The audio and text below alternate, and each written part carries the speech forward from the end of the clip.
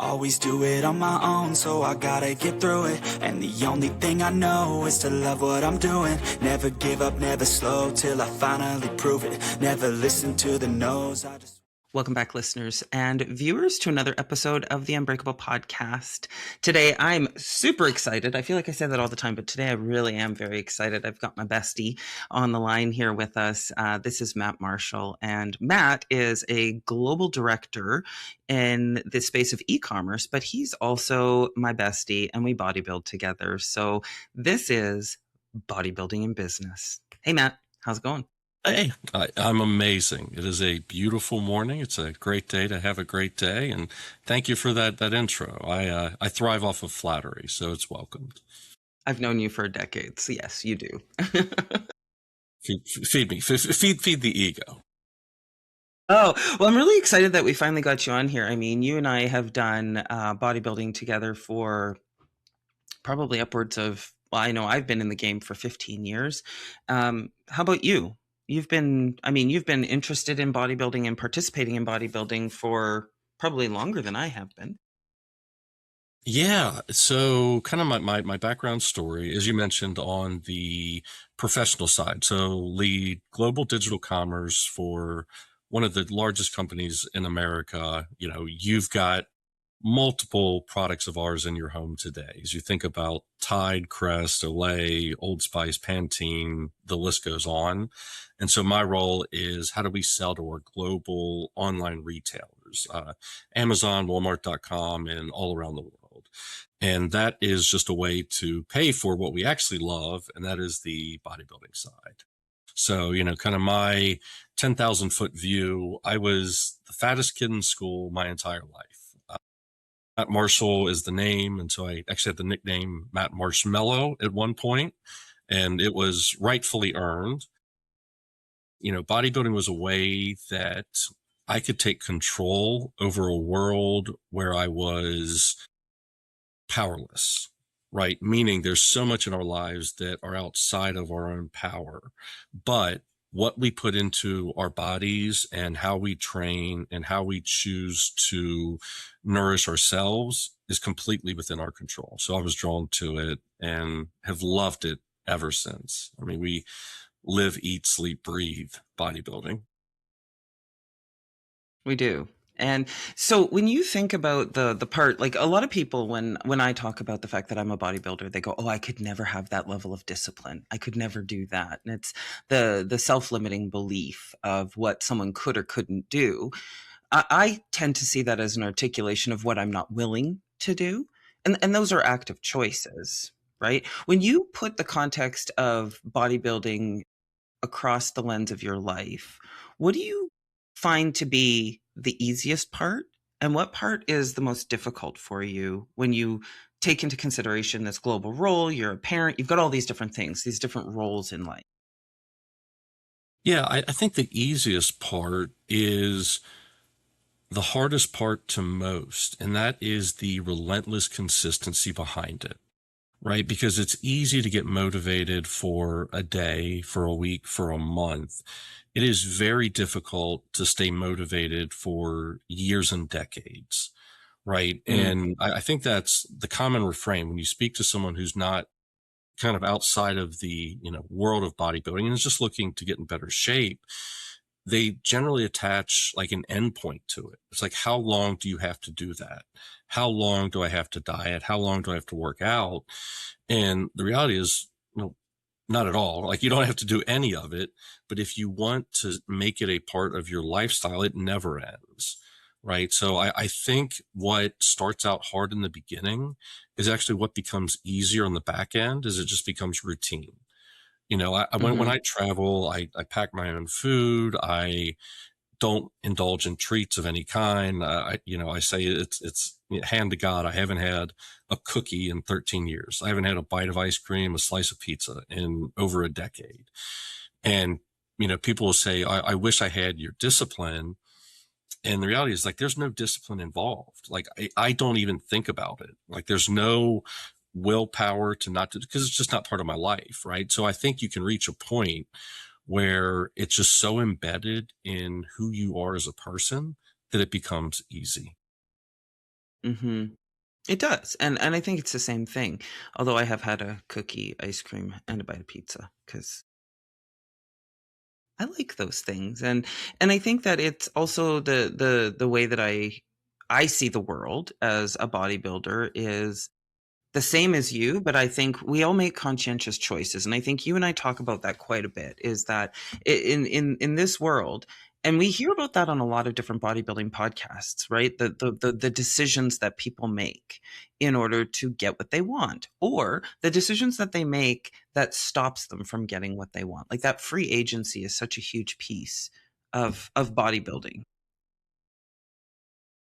Yeah, I think you're absolutely right. And for me, like as a principle, I try to live by the maxim of extreme ownership.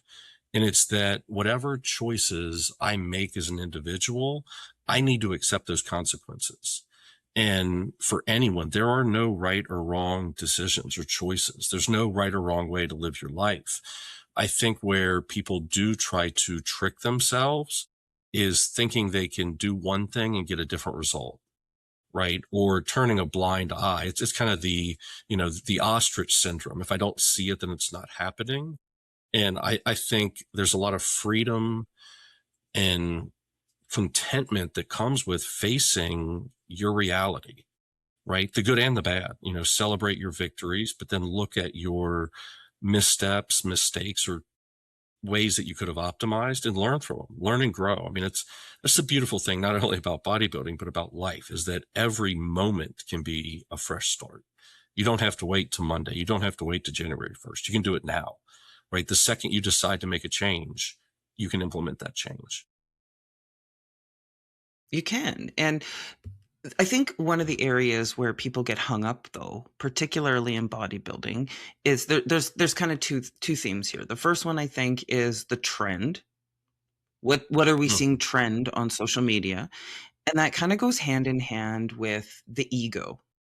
The ego of how we execute or how we don't execute, how we protect ourselves, ego lifting. Talk a little bit about those two things in parallel of how you see them kind of feeding one another and going back and forth. Because, I mean, this is a very social sport and people really love to share their victories.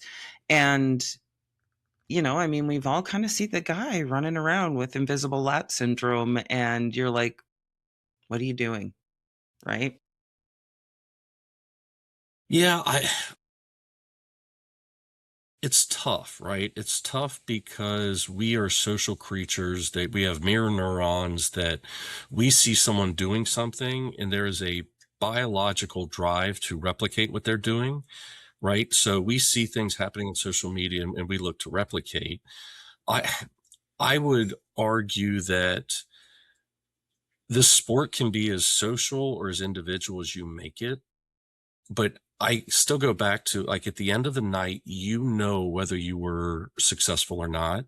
And that's all that matters, right? When Hmm. your head hits the pillow and there's the conversation between you and the ceiling fan, did I make myself proud? Nothing else matters, right? All of the likes on Instagram, the repost on TikTok, the people in the gym telling you how amazing you look is irrelevant if you fell short of your own expectations. And I think the converse holds true as well, is that if you're not getting the social validation or don't feel like you are, you know, racking up the accolades, but you have given everything, that is the ultimate victory, right? Exceeding Hmm. your own expectations is what matters. How others react or respond, you cannot control that, right? So it goes back to controlling the controllables. And it really is. It's like making yourself proud. I mean, if I could have every person in the world, I could become Mr. Olympia, but I know that if I cheated on my diet and I slacked on cardio, that's a hollow victory, right? It's a win for everyone Hmm. else because they see it, but it's a loss to me because I sold myself short.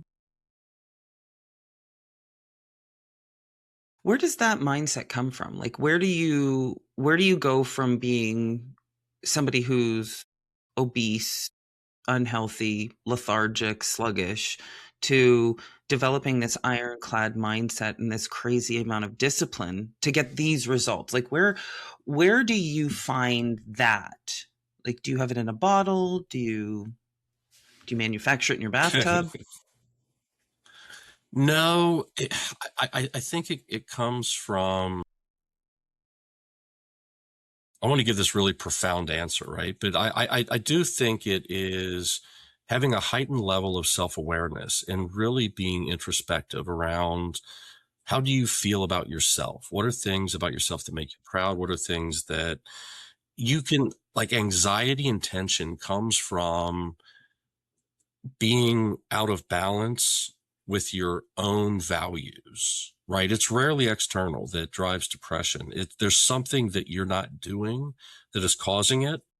And for me, like, there were two kind of major revelations. Like, one is that if I'm depressed or I'm not satisfied with how I look or my career or how I'm treating my family or how I'm treating my friends, acknowledging that I'm the one who did that and taking ownership is empowering, because it means I have the power to change that, right? The second I acknowledge and stop trying to blame others or look for, mommy didn't love me and daddy wasn't there and, oh, it's raining, pick your excuse.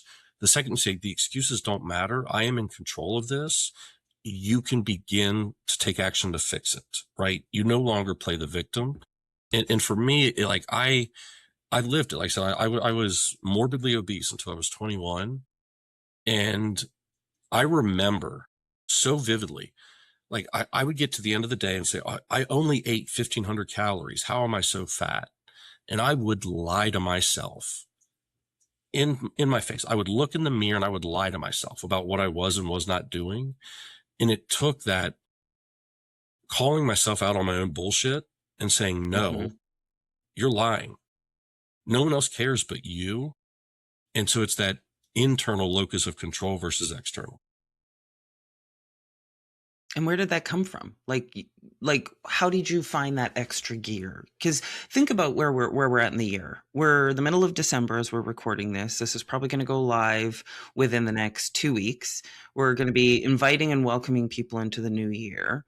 And there's going to be a whole host of people who are going to say, I wish I could do what Matt Marshall. That's the wrong question. And because you're not Matt Marshall, right? So I'd reframe the question on, how can you as an individual begin to make improvements? And I really liken it. I think finance and fitness are very analogous in that what works is known, it's simple, and it's the hardest thing you will ever do, right?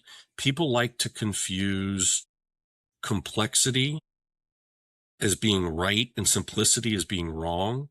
But the reality is, in both finance and fitness, it is the simple, hard shit done over an extended period of time is how you get fit. It's how you get rich. It's how you have the life of your dreams. And so for someone just starting out, I would look at, how do you make incremental changes that are so small that you don't even notice them? And this is the struggle that I think most of us go through at least a few years, in my case, probably a decade, in that you get so ramped up. You're like, okay, I'm going to train 5 days a week. I'm going to do 7 days a week of cardio. I'm going to eat 1,000 calories. And the reality is that is just not sustainable. Like, I don't care how driven and motivated you are right now. You need to look at your behavior and say, is this something that I can do for perpetuity? And if the answer is no, then you need to set yourself up, create the environment for success. And I love, there's actually a question in the chat that I think links to this. It's, how do I measure progress when the wins aren't obvious yet? The reframing is that we cannot control the outcome, right? You cannot control how you ultimately look on stage. You cannot control whether you lose 10 pounds for your reunion, how you look on your wedding. You can control the actions. So you measure the progress by the number of times you went to the gym. I'm going to be really clear here. I'm not even talking about the number of times you worked out. Start by lacing up your gym shoes and just go to the gym. And if you don't feel it that day, go home, right? But take that first step, because then the next step is you're going to go into the gym. And if that day you're feeling, hey, I can only walk on the treadmill for 15 minutes, that's 15 minutes of walking on the treadmill that you weren't doing before. right? So it's all about Mm-hmm. the minimal incrementality, that you shouldn't feel deprivation. You shouldn't feel like it's pushing you beyond your capacity, because your capacity is going to grow over time. But it should be so organic and interweaved into your routine that you don't even notice it. It's operating in the background, right? It's like the money you have that's earning interest in the background that you don't think about. You go to bed, you wake up, you got more money because interest worked overnight. Fitness is no different. I think it is a great analogy. And I think, you bring me back to when I first started losing weight, right? When I was sitting at that 260-pound mark and I saw that one picture of myself. And it was very similar for me in that I could literally only do 15 minutes on the elliptical and stretch. I had 90 minutes that the employer had given me. I was able to take my coffee breaks and my my lunch together, but it hurt to sit. It Mm-hmm. hurt to move. Like everything was painful when I was that heavy because you have all of this extra weight and it's just crushing your structure. And it really was. It was really just showing up for myself every single day. And I remember going to fitness classes at 5:30 in the morning because I didn't want anybody to see me bouncing around, and I had a young kid and all of those different kinds of things, right? But it's all about the mindset. It's about, you know this comes back full circle to the social media aspect of, comparison is the thief of joy. And Yes. when everything in your life is based off of what happens on Instagram or what you're seeing someone doing on Facebook or TikTok, or it's all a trend, you're setting yourself up for failure in a way, because you're allowing that outside validation to guide what your internal self-belief is. I have a saying, I actually have printed it on stickers and I hand it out wherever I go from Unbreakable, and it says validation is for parking. It's not for people, right? So I love that you've grabbed one of the listener questions out of the chat there, and I'd love to chat about the third one that's in the chat, which is, why do I resist change even when I know it's good for me?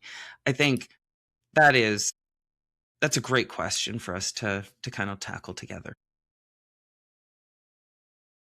Yeah, it really is a good question. And so my academic background is actually in economics, with a focus on behavioral economics.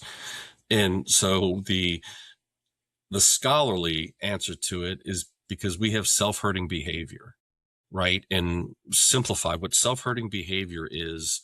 It means that once we do something, our mind recognizes that that thing we did is safe. And so our likelihood of repeating it is enhanced.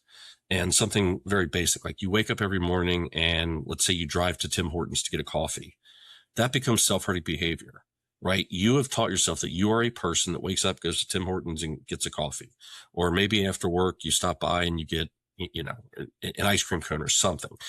Whatever behavior we do, we tend to replicate. So we resist change because it's unsafe, right? If we stick to the behaviors we know, if I did everything that I did yesterday and I woke up again this morning, I'm safe. I survived, right? The human drive is to survive, procreate, and thrive, right? And if I stick to my same behavior that got me through yesterday and I do that again, I'm guaranteeing myself that I'll be alive tomorrow. So that's kind of like the underpinning.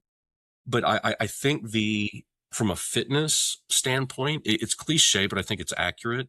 It's you only change when the strain of not changing outweighs the fear of the change itself, right? So you have to reach a Yes. spot where not changing is more damaging and detrimental than the unknown of change.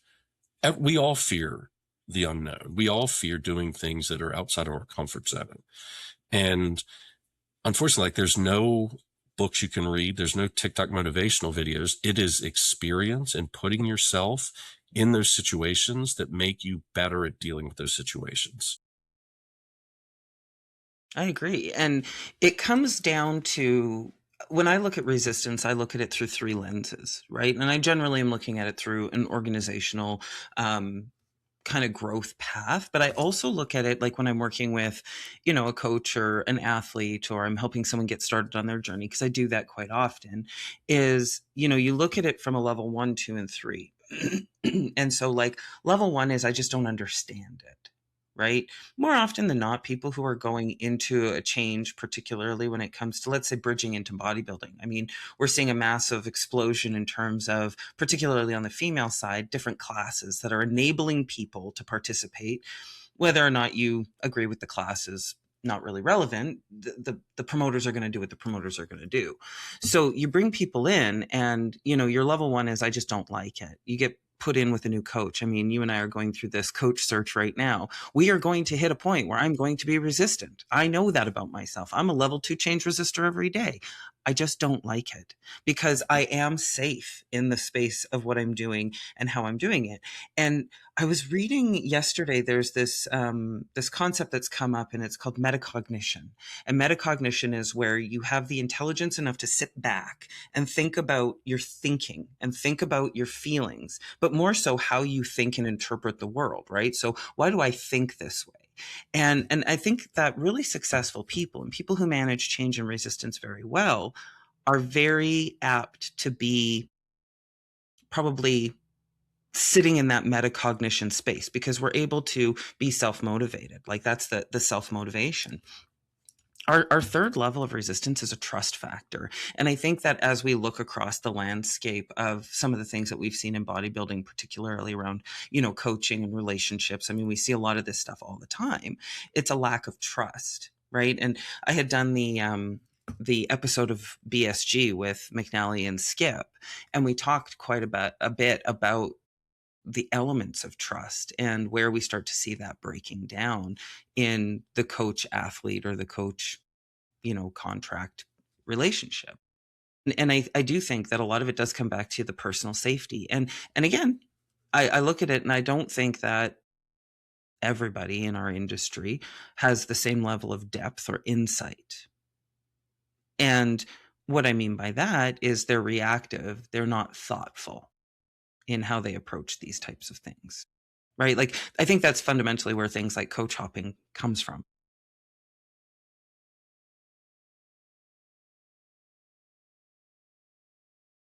Yeah, I agree with you. I think for me, like the biggest thing, kind of steer it back to applicability for the listeners, is that it is easy to, and it's fun, admittedly, that when you start a new fitness program or you switch coaches or you get a new nutrition plan, to overthink the hell out of it. And Yeah. the reality is, like, thinking doesn't do anything. Like, literally, thinking changes nothing. You have to take action. So again, like I think my guidance is for anyone new is that a not even good, an adequate plan executed at 90% is going to kick the shit out of the perfect plan with 50% execution. Right. So it's like when your mind starts spinning on, should I be doing this exercise or should I be doing this? Should I be doing this type of cardio or this? Just fucking do something. Right. Just get started and do something, because I love it. And I live by this myself. Like, one of the most profound things and simplistic things, it's that you cannot think yourself into a new way of acting, but you can act your way into a new way of thinking. The action comes first. You start acting a certain way, you'll start thinking a different way. The converse does not hold true. I agree. And I think that is, you know, you start to reprogram those belief systems and those things that create safety for you, right? I find an immense amount of safety in getting up and doing my 20 minutes of fasted cardio every single morning, whether I'm competing or not, because I also feel really good when I do it, right? So, okay, so let's switch gears a little bit. And I want to talk a little bit less about the psychological side and those types of things. I think, you know, that's a great conversation. But I want to talk a little bit about training, because it's something that you and I really like. We we thrive in that space. And, you know, I think that there was a time that you went through and you did all of John Meadows' programs from Mountain Dog. And so talk a little bit about that split, because I mean, one of the things that or even the programs, like one of the things that we hear often on bodybuilding podcasts is, you know, what split should I do? Should I do push pull legs? Should I do this? Should I do that? And I think, you know, we just kind of touched on the fact that execution is what matters and consistency is what matters. But I want to hear a little bit about your perceptions on some of the programs that you've done, because you've seen enormous success in a lot of your growth. Yeah. And I think it's a good question. I do think you're right in that people can overwhelm themselves in terms of like trying to pick the perfect split. And it is important to identify, trying to give tangible advice. The perfect split is the one that you enjoy, that you look forward to doing, and that you can execute effectively with the requisite intensity. Okay, full stop. So like that's the best split for you is the one that you enjoy and you can push really hard in doing it. So beyond that, I mean, John Meadows, you know, had a great philosophy in that he had throughout the week, there were 3, let's call it core days, where it's just fundamental heavy lifts, progressive overload with usually 2 pump days built in. But the one thing about his programs is they were, you know, back to our point on needs analysis, you could pick your own weak areas because he developed them for like 7 days a week with the expectation that you would train 4 or 5. But then you pick the body parts that you want to bring up and prioritize, and then you adapt the split to meet that need, right? So for me, it was like 3 really heavy days, push-pull legs, and then it was a pump leg day and then a pump arm day for a 5-day split. But yeah, I ran probably 10 different Meadows programs. Yeah. Yeah. And they're intense because, I mean, you really are looking at progressive overload in that space. And I think one area where I think you and I align very well, where oftentimes we see the fuckery around us, is that training intensity.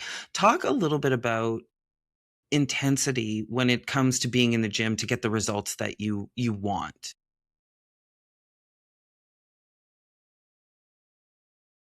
Yeah, and it's a tough one because, you know, to steal Dusty Hanshaw, it's peak to peak thinking.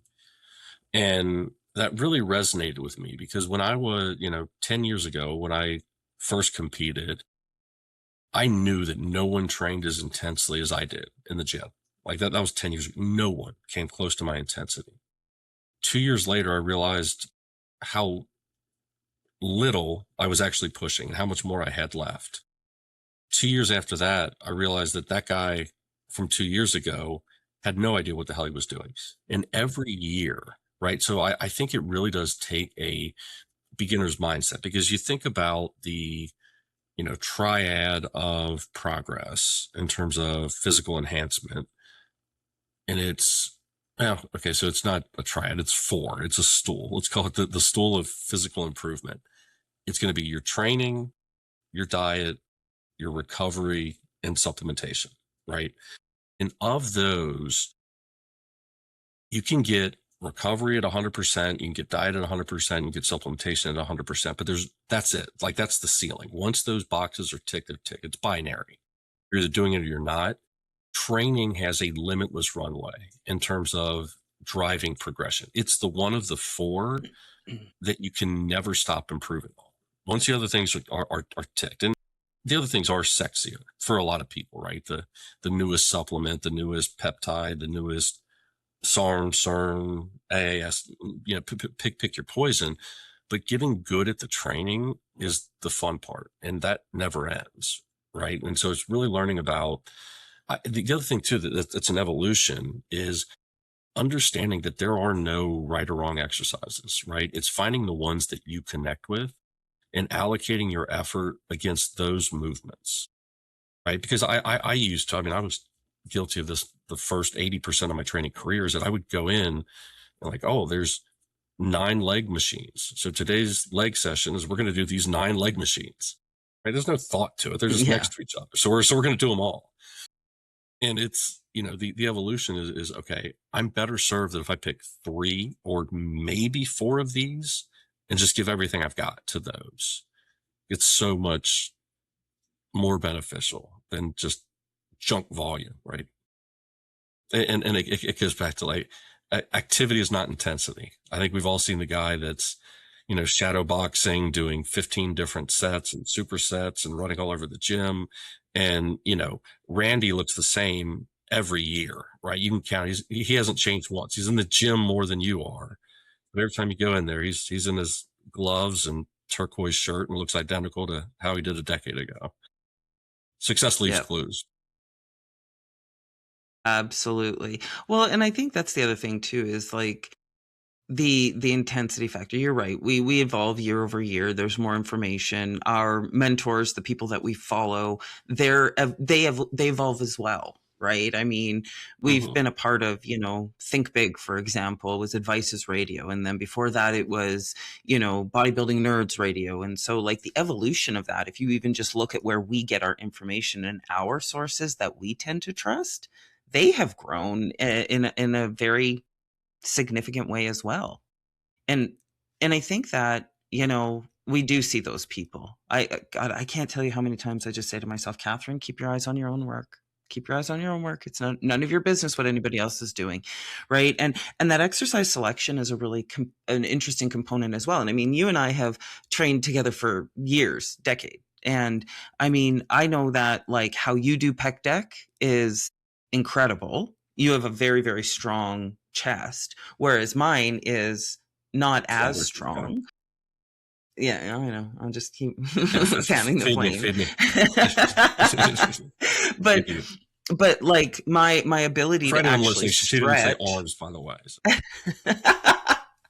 But my ability to actually stretch and keep that time under tension when I'm moving is significantly different than yours. And so, I distinctly remember a time when we were training together and we were training push, and we were doing the pec deck, and you said, no, come on, extend all the way back. And I said, but I lose the tension when I go too far back. I can't hold on to it. And then a whole bunch of other shit just starts to fall into place. And I think that for me was like one of those moments where I took the mental cue to say, oh, I don't have to do everything the same way that Matt does it when we're in the gym. I can work to what my capacity is. But I mean, even having that mindset, knowing how hard you and I train and kind of the insanity of what it is when we're together, it keys in, because it's not that I'm competing with you, but it's that I'm inspired to push myself harder. And so it's like when I take that and I have a training partner, and I don't have training partners, like you're pretty much it. And so what, I see you a couple times a year, we get in and we get gnarly for a couple of weeks, and then I'm just fucked for the next month. But it's like then bringing that back and going into that solo space of, how do I bring that intensity? That's something where I think I've matured exponentially. And, not being on my phone, not being on social media, because I mean, those things aren't as interesting to me now. They don't fuel me in the same way. And so it's that intensity and that training level that we bring, I think it is the game changer. It is where the evolution really starts to take place, because as you often remind me, the muscle does not know how heavy the weight is. It just knows that it's being destroyed. No, and I mean, credit to Scott McNally, the coach I've had for 10 years now. And he said it in the most simplistic way that's always stuck with me. And he said, all weight training is flexing under load. Every movement. Every single movement, no matter what you're doing, all you're doing is flexing against resistance, right? So before you do any movement, think about that. Like if I'm doing a chest press, or go back to a pec fly, think about all I want to do is squeeze my pecs together. Now I can add some weight as I do that. The fundamental, what I'm doing, squeezing my pecs, doesn't change. I just now have resistance against it. And that holds for every exercise. And two, like I do think it's a cue that took me a while to really internalize, in terms of starting with the target movement. So even something as simple as like a let's say a leg press, right? It's easy to let the sled come down and then press it up. What's harder is from the second you unrack it, squeeze your quads and let the quads bring the sled down, and then contract your quads and let that be what moves it up, right? And that's a fundamentally different movement than just moving something from point A to point B. Mm-hmm. I agree. So what's your favorite part about training?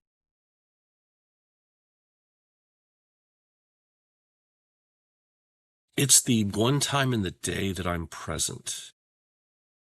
And what I mean is that when I'm in a set, the world ceases to exist. Because there's a very real, in a lot of cases, like depending on what you're lifting, if you're doing, one arm supinated curls, I mean, who gives a shit? But if you're moving actual load, like there's a fear of risk. And with that, you have to be present in the movement. And when you get deep into a set, and your mind will quit 10 times out of 10 before your body does, right? Like someone actually taking a set to failure is rare. Now you can, again, go back to be honest with yourself. You can say, oh, I took it to failure. Well, no, if you completed the rep or the machine didn't fall down on you, you did not take it to failure. You're close to failure, like kudos for that. But when you get to those final reps and knowing that you can dig and dig and dig deeper, it makes life easier outside of that. What makes us stronger is doing hard shit. And training makes us stronger in all aspects of life, whether it's, the boardroom, whether it's at home with your family. And it develops that confidence too, that, you are strong physically, but you're also strong mentally, and you have fortitude. Yeah. So then talk a little bit about helping somebody find the perfect coach, because it's clear to me that the work that you've done with McNally and the work that I've done with some of the previous coaches that I've had in the past, we think of, Dr. Scott, we think of Nikki Chartrand. I mean, those are two coaches that I spent a great amount of time with. And we're on the hunt right now for a new coach for me, just change in circumstance.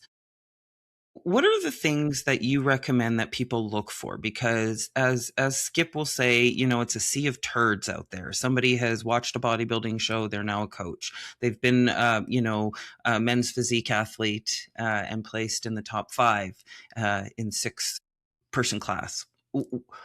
Where does somebody go if they're inspired and they want to find somebody who's high quality, who has these kinds of fundamental mindsets?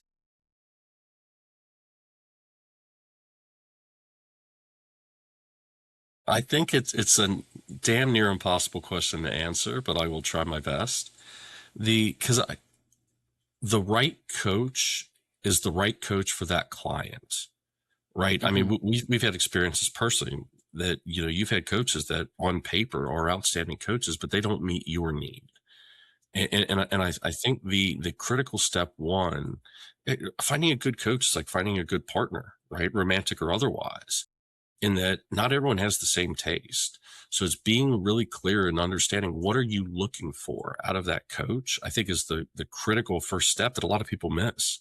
They jump right to who is the best coach and start calling out names without having done their own homework to understand what do you need? Like here's the 5 things I expect from my coach, my non-negotiable. Here's 5 things that I don't care about, right? Because some coaches are good at being cheerleaders and telling you how amazing you're doing. McNally tells me I look good twice a year, and that's about it. I don't care because I don't need that. I mean, other people might, right? And so it's like being honest with yourself. Like, what are you looking for? And do you need the psychological aspect of it? Do you need someone who makes changes frequently to the diet? Do you need someone who has check-ins 2-3 times a week, or is once a week sufficient? So it's like first identifying what you're looking for. Then I think I would start to get referrals is probably the best. Find other people that work with that coach and find out what is their experience, what's good, what's bad, because they're going to tell you the honest truth. And I think, again, success leaves clues. Leverage your network and find out who people have stuck with for a long time, right? Because that's telling. If a coach has the same clients for 5, 10 years, that's going to be a sign of consistency and quality of execution. And reach out to those clients to say, would they be a good fit? Because I don't think you can bucket this is a good coach, a bad coach, because it depends on what the client is looking for. It's the truth. You think about the advertising that coaches do on social media, Instagram, TikTok, pick your poison. And if they produce really good athletes, you can see that, right? Success leave clues, but that doesn't necessarily mean that they could meet your needs. And I have a friend, and she competed a number of years ago. And one of the things with her is that her work was very demanding. She was a shift worker, and you can imagine that there are challenges with shift workers, right? And this is, even something that you and I are looking at when we're going through and doing the coach search. Somebody has to be skilled enough to be able to help coach me while I'm traveling globally. Right. That's not an easy feat. Not everybody can do that. Right. And I remember that she picked this coach because he was great. He produced fantastic figure bikini athletes, and she was so stoked to work with him. But he didn't customize the experience enough for her. And as a result, he didn't understand how to work with somebody who was in this type of a shift working situation, very high stress job. And, wasn't meeting her needs when she was on those really horrible night shifts working in the emergency room. And so what ends up happening is, she starts to fall off, and she starts to, in a contest prep, cheat on her diet.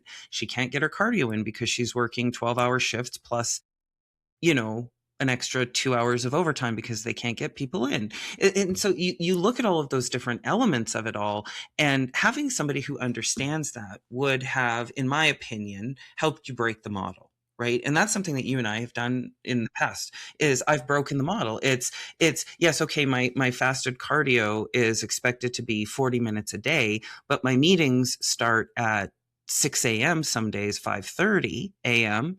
Am I going to sacrifice sleep to get up and do cardio? Because as our good buddy Ron Partlow says, at that point, you're stepping over $100 bills to pick up quarters. Right. And so I think you're 100% right in finding a coach who can actually work with you as an individual and give you what you need. And I think this industry, a lot of times these coaches fail to remember that they are a commodity that people are paying for. You're a service. And they come out and they've got this very large social media landscape. Maybe they've helped a couple people go pro. They're pretty big in their britches, and they forget that they're a nice to have, not a need to have. And like that coach client relationship, that business and, the business sense just isn't there.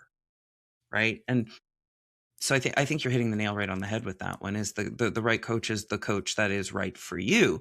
And so those questions that you should be asking, if you were to put, a handful of questions in somebody's palm from, a perspective of what you do professionally, as well as what we do in our sport and our hobby, what would some of those indicators be that you think somebody should look out for as they're finding somebody that they're a good match with?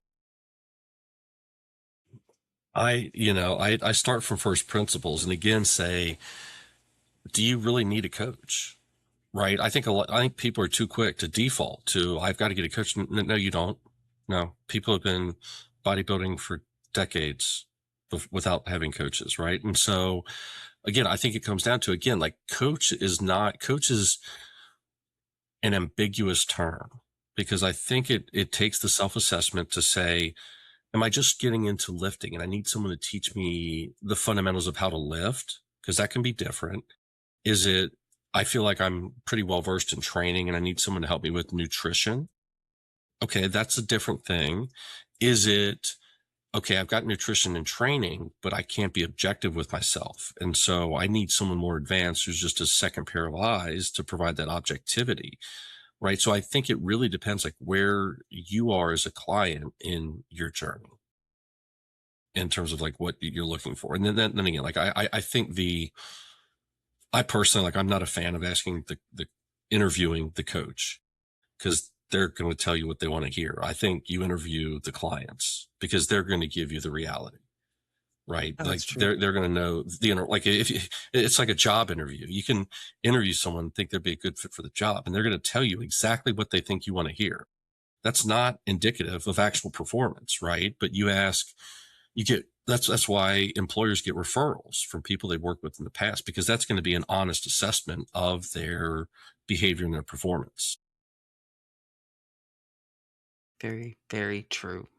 Okay, so final thoughts for people who are looking to make a change, and then of course, where can people get a hold of you if they want to follow your bodybuilding journey and really witness what intensity is? Because I mean, some of your training videos lately have just been lights out.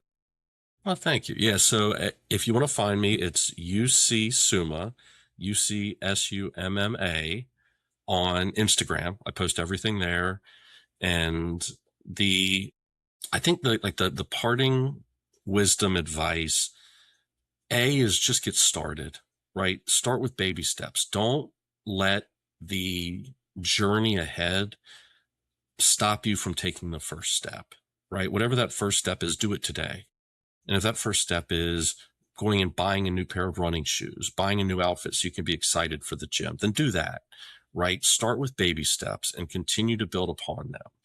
Recognize that there are going to be setbacks. And when those setbacks occur, you learn from them and you grow. Like if you go a week during the holidays where you don't get to the gym as much as you like, or you eat off plan.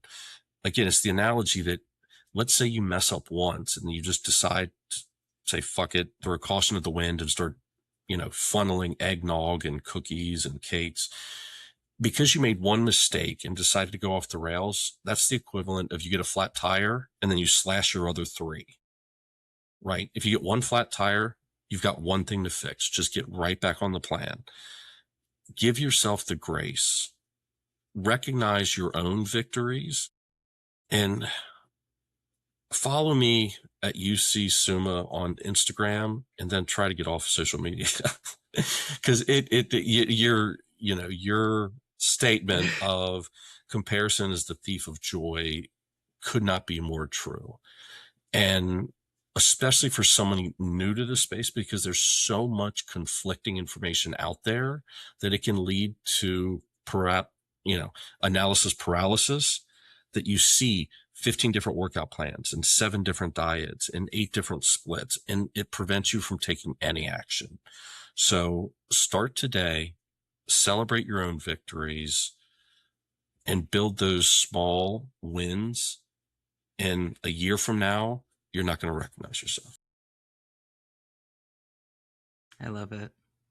I love it. Thank you so much for coming on and joining us. This was fun. It's not every day that it's not every day that I have a genius on my podcast. So do appreciate it, and really grateful for your time and the knowledge that you've shared. I think it's going to be useful for folks.